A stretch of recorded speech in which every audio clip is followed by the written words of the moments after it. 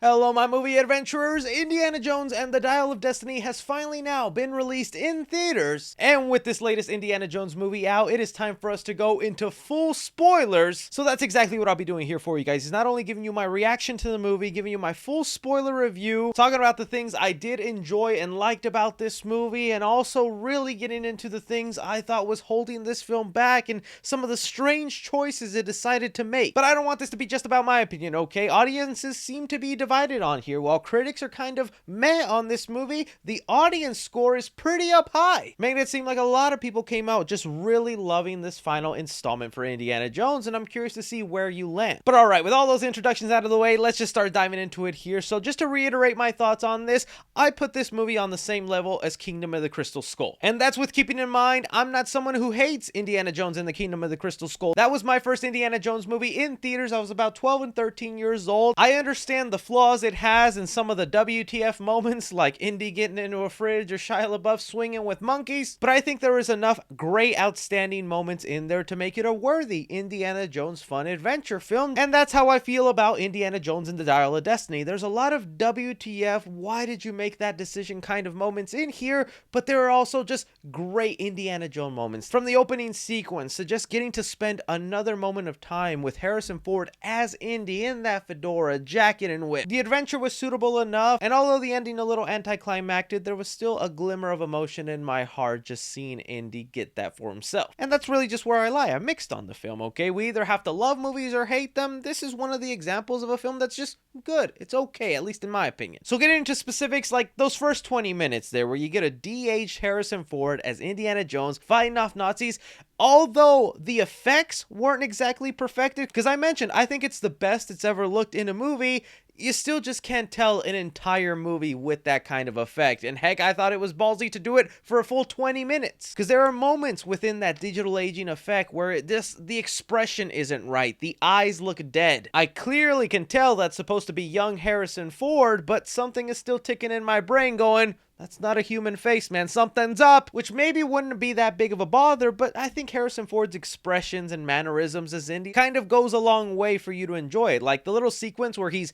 hiding away from the Nazi inside the train and he sits down with a group of people and is avoiding them. That's a scene where a facial expression would be kind of important, and just sometimes it looked off. But as far as like the scenery and what went down in it, just like Indiana Jones being hanged up by the Nazis, then a bomb comes in and all of them start to die of the explosion, and Indy's trying to figure out how am I going to get out of this. That felt like a classic Indiana Jones scenario. And it's in these flashbacks we also get introduced to Basil Shaw, who's played by Toby Jones. I've seen some people complain about this like character in Indy's past we've never have seen or heard about in any of the movies, but apparently he has a goddaughter attached to this person, when honestly that's always the vibe you get with Indiana Jones movies. You never jump in and check up on Indy's life. You kind of jump in the middle of one of his adventures. That's always almost how every Indiana Jones film started. I feel like it's pretty commonplace to meet new people and faces attached to Indy that we never know about, because we're always supposed to assume Indiana Jones goes on these crazy wild artifact adventures all the time, and we just happen to be looking in on this specific adventure. So it really didn't bother me as much just having this random friend we'd never heard about from previous movies. I did think it was kind of wild that the scene ended with Matt Mikkelsen almost looking like he straight up died. We see a scene where he gets hit by like a metal post going 100 miles an hour. I thought he was gonna have like a gigantic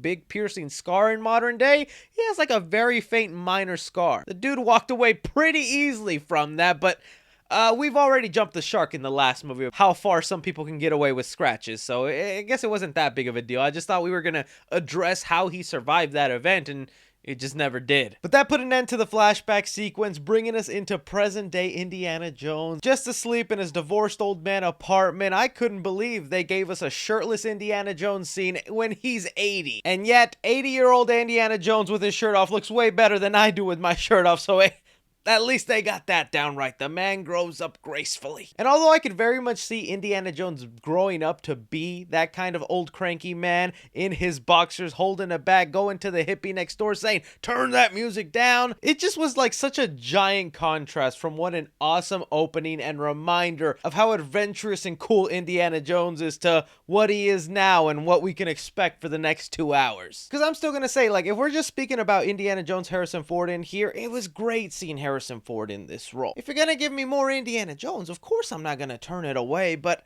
just like binge watching the previous movies, and we're always getting a scene of Indiana Jones in a classroom being a teacher, girls staring at him, flirting him, to now becoming the old man that even barely cares about the source material, filled with a classroom of people that don't want to listen to him. It paints such a sad life for Indy, making a lot of this movie just feel unnecessary, and like we're definitely watching a character past their prime, but they're still trying to force along a movie to us. Even Indy with his retirement party felt a little sad, giving him a clock he didn't want and right away gave away, to drinking alone at a bar. Like, this is just Indiana Jones's life, man. Everything amazing he's done has just been reduced to this. But that's clearly kind of what they've set up here for this movie. This Indiana Jones right now has lost his way. He doesn't have a purpose for himself anymore, and he's just down in the dumps. And it seemed like they were trying to do that arc throughout the movie where Indy refines the magic within him, refines the adventure,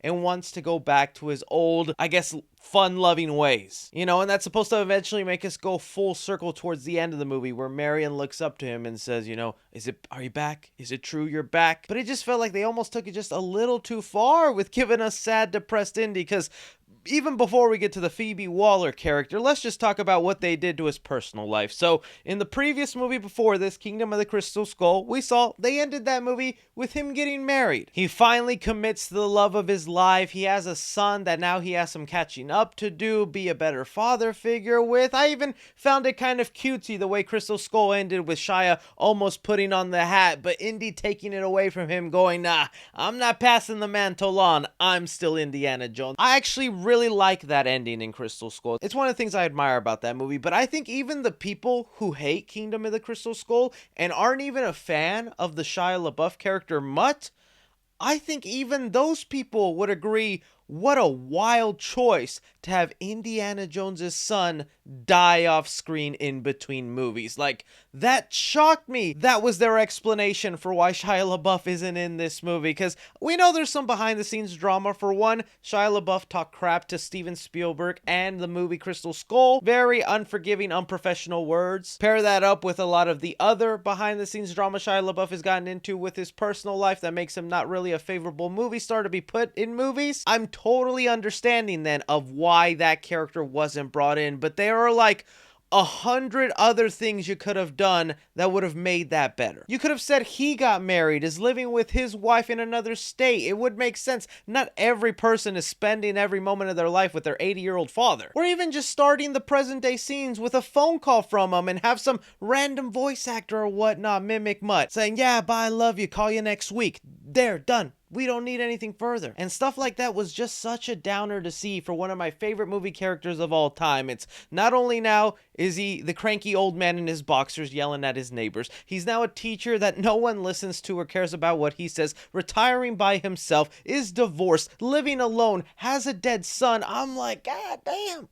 Indy, is this the life we wanted for you? Is this the life we wanted for our favorite fictional hero? And I know some would argue, oh, but it's not realistic. We all end up that way. Everybody's life gets old and sad by the end, but it's like, these are our fictional movies. These are supposed to bring joy and entertainment. We are destined for that life, but are our favorite heroes destined for that? Bringing me now to the Phoebe Waller character in here. And look, I want to get one thing straight, okay? If you're someone in here that's been following that internet hoopla where Phoebe Waller was just getting unnecessary hate because some internet insecure man babies thought she was supposed to be the new Indiana Jones, take over the mantle, girl boss, and all those other little happy trigger woke words that those hate channels like to farm from you because you fall for it. You get brainwashed by it. None of that at all has anything to do with why I didn't enjoy the Phoebe Waller character. She is just written to be such an a-hole to Indiana Jones. We have followed Harrison Ford as Indy for 4 movies, now 5. This is one of his final adventures. He is also old, gone through so much already, divorce, loss of a child. So then to give me 2 hours of a character that does nothing but talk down to Indy, be mean to them, attempt to kill him multiple times, I was shocked by the amount of times they did that here. I think Phoebe Waller at one point literally says, oh, I told them to shoot you down. Or just like that scene where after Antonio Banderas' character dies, thanks to Matt Mikkelsen and his men, and Harrison Ford as Indy is like sad and distraught, like, one of my friends just died, and we cut to Phoebe Waller going, oh, Anyways, that scene alone was a perfect example for why I didn't understand why this was the pairing they set up here. Indiana Jones partnerships are just like an iconic thing with the movies, you know? Every indie film, he has a new person side by side going along with him in this adventure. And not everybody has been extremely lovable, likable characters. They have all been flawed and different in their own ways. And a lot of the times they do have this butting heads or bickering back and forth with Indy, but there are redeeming qualities to the character, or there are at least moments of chemistry that make that partnership work. It felt like the movie was trying to go for making Phoebe Waller feel almost like a young Indiana Jones, because young Indy was a bit of an a-hole himself, but he also had a moral high ground. He was also very educated and knew right from wrong, even if he was a dick to you from time to time. He never purposely tried to kill anybody that was on his side or part of his family. I can't tell you how heartbreaking it was to see 80-year-old Indiana Jones be sentimental and helping to this goddaughter, calling her Wombat, only for her to slam the door in her face and let him face certain death multiple times. There is also the morally gray aspect of her character that I thought was also handled terribly, because they make Phoebe Waller out to be this thief, this person who is only in it for fortune and glory, something that Indy spoke about in Temple of Doom. That was at once his goal also. He would go find these artifacts, take them from indigenous tribes, hoping for fame and glory and to put them in the museum. But as we saw in Temple of Doom, Indy learned from that and he realized there are more important things than fortune and gold, and he has a whole arc because of that. Here, Phoebe Waller's arc isn't that well translated because she's doing a lot of things wanting, you know, cash, wanting just money, and little by little through this adventure, she warms up to Indiana Jones, she grows to care for him, but I just couldn't buy into the fact that her character had grown and changed so much, thieving fortune, fame, and gold ideologies to now wanting to never fix history, to not mess with time travel, to punching Indiana Jones out of time. Because let's actually get into that third act here. So Mads Mikkelsen, again, I think he was doing a fantastic job acting wise. His villain was kind of on and off for me. I like the parallel that he was sharing with Indiana Jones' character, that they were both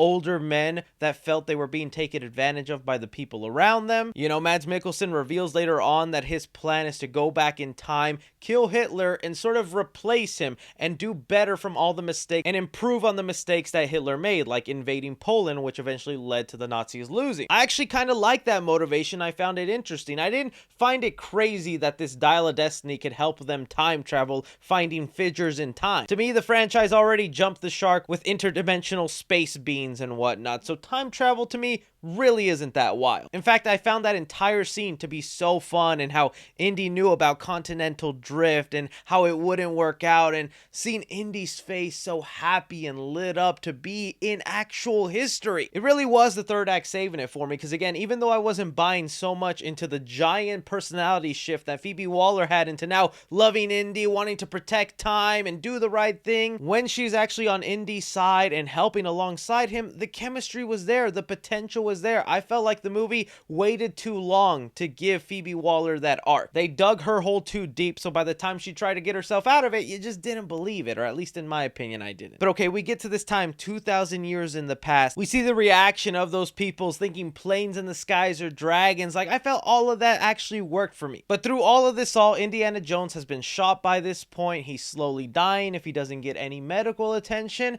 And Indy at that point says, I want to stay here. I want to die here. This is where I want to go out. And Phoebe Waller, his goddaughter, who all of a sudden now really loves him, really cares for him, says, no, you can't do that. You're going to alter history. You're going to change things up. You're going to mess everything up. I feel like young Indiana Jones would have definitely have made those claims and would have said those exact same things. But again, the movie just didn't do enough with Phoebe Waller to have her have this giant shift. There's like one line in the movie early on where Indy says, you wouldn't memorize your dad's entire history journals just for the money, implying she does actually have an appreciation for history, archaeology, and everything that Indiana Jones and her father stood for. But again, that was just like one line. There wasn't enough to fully flesh that out and showcase that. They also had a conversation earlier in the movie where they finally dumped that information that Mutt died in the army and that led to his divorce. That's the one thing they would want to change if they could go back in time. Even though the dial was rigged to keep coming back at that same point, I'm surprised the movie never attempted to make that part of the arc of Indy wanting to go back, save his marriage, or save his son. Nevertheless, in the midst of all that, I hated that the movie decided to take Indiana Jones out by Phoebe Waller punching him out, and then the movie fading to black and us ending up back in Indiana Jones' apartment, leading to that ending. Now, we're going to talk more in detail about the ending in a sec, but just that specific moment, I thought was so anticlimactic. I thought was such a waste of potential. In fact, I'm going to be honest with you guys, I feel like they really should have let Indy there. I felt like they should have gave Indiana Jones the death he was looking for here. Nothing else was left for him in the present. Yes, you could argue Marion and his love life, but we have seen the past Indiana Jones movies. Indiana Jones really isn't a man about love. He literally had a different partner every other film. What was Indiana Jones's true love? Archaeology, history. And maybe I'm crazy here, but I genuinely feel like the original ending of this movie was that Indiana Jones stayed there and he died there. And what better ending for Indiana Jones, the archaeologist, than to become an artifact of time? Can you imagine Indiana Jones being buried 2,000 years ago, that happening, then we come back to present day, and now Indiana Jones has his own sacred tomb. He has his own burial ground, similar to Archimedes' burial ground. In fact, a part of me thought that was supposed to be Indiana Jones's body, and that was going to be revealed at the end of the movie, because we see the body in that tomb has a watch on. And earlier in the movie, they kind of were making a point about Indiana Jones wearing a watch. We see the little kid in here that, look, I already forgot they were in the film. That was supposed to be their version of Short Round in here, which I don't really have anything negative to say about that character. They just kind of were in the movie. It felt slightly unnecessary to me, but it felt like just giving more parallels, how Phoebe Waller is a younger version of Indiana Jones, having her own Short Round, because Indy also saved Short Round and sort of adopted him at that young age when he was just a kid living in the streets. But anyways, I digress. There's a moment in there where that kid steals Indiana Jones' watch, and he's like, hey, give that back to me. That belonged to my father's. When movies do things like that and stick out a scene and give you such specific details about an item, that's not by mistake. That could have just been an Easter egg, but I felt like that was supposed to come back into play at the end of the movie. The same way the first thing we see of the little kid when we meet him is him practicing how to fly a plane, and then him talking about the Wright brothers later on in the movie. I'm like, man, this guy's obsessed with flying. I wonder if this kid is gonna fly at all in this movie. Sure enough, he does. So I think the movie was setting up that seed that it's like, hey, remember Indiana Jones has a specific watch on. Then later in the movie, we're going to go to a tomb where someone dead is wearing a watch. That was supposed to be Indiana Jones's body. I am like 1,000% sure. And that also would have tied into Phoebe Waller's arc, because if everything she was telling Indiana Jones had a half-truth to it, and she wasn't just in it to be stealing stuff and selling it on the black market, when Phoebe Waller first interacted with Indiana Jones, she pretended like she was really into archaeology, that she wanted to become a famous one, have her name in the books, fortune and glory. What more fortune and glory would she have than finding an old tombstone of a dead body 2,000 years old that has a modern watch on? You would have given us a perfect ending of Indiana Jones dying where he wanted, in history, in time, becoming an artifact, the very things he was studying, and you would have completed Phoebe Waller's arc of searching her own fortune and glory to give her her own name and start her actual archaeology career instead of being a thief. I'm telling you, like, all the puzzle pieces were set up in there for that to be the ending, and I think they changed it. They didn't want to commit to Indiana Jones dying. So getting to the real ending that we get for this movie is just them in the apartment. Salah comes in, singing the song that he did from a previous film. Indiana Jones and Marion getting quite a sweet sentimental moment, and then redoing a cutesy scene from their first movie where does it hurt here, does it hurt here, kissing each other. And yes, that was all sweet and cute, but looking at it from the big picture, you just ended the Indiana Jones movies with an old Indy repairing a broken marriage and ending up in a world where he lost his son because he wanted to piss him off. Like, how sad is that for an ending of Indiana Jones? I kind of was even bothered with the way they ended it, with the little circle going in on his head and him grabbing it, teasing like the adventure is continuing on. I'm like, no way the adventure continue on unless they're headed for, you know, early bird brunch. I'm not sure what could be next. And again, that just brings me back to why I say it's on the same level as Kingdom of the Crystal Skull. Just as many flaws as I find in Crystal Skull, I can pinpoint here at Dial of Destiny, but also there are great moments in Crystal Skull. That one definitely stands out a little more because it has that Steven Spielberg spark and way of filming, blocking, and shooting characters. Mangold was kind of missing that here. A lot of the action, aside from the beginning stuff, felt generic and limited because of an older Indy. Still, I found so much joy in just seeing Indy travel back to the past and actually witnessing history, just like Harrison Ford's acting in those moments, I got sentimental with that because I know how much that must mean for the Indiana Jones character, which is why it hurt all that much the way he was taken out of that scene. So yeah, look, I still enjoyed the adventure. I'm glad I got to see Indiana Jones one more time, but man, I was just hoping for a much more satisfying, better closing than what we kind of got. Anyways, guys, that is just my opinion on Indiana Jones Dial of Destiny. If you guys have a differing opinion or you think I'm wrong in something, I'd love to hear it. I know people are going to definitely disagree with my theory about the ending, but I'm telling you, I think it was there. I think everything, be sure and like, subscribe, follow me on Twitter at 3C Films or on TikTok at 3C Films. But as always, I'm Chris. Take care.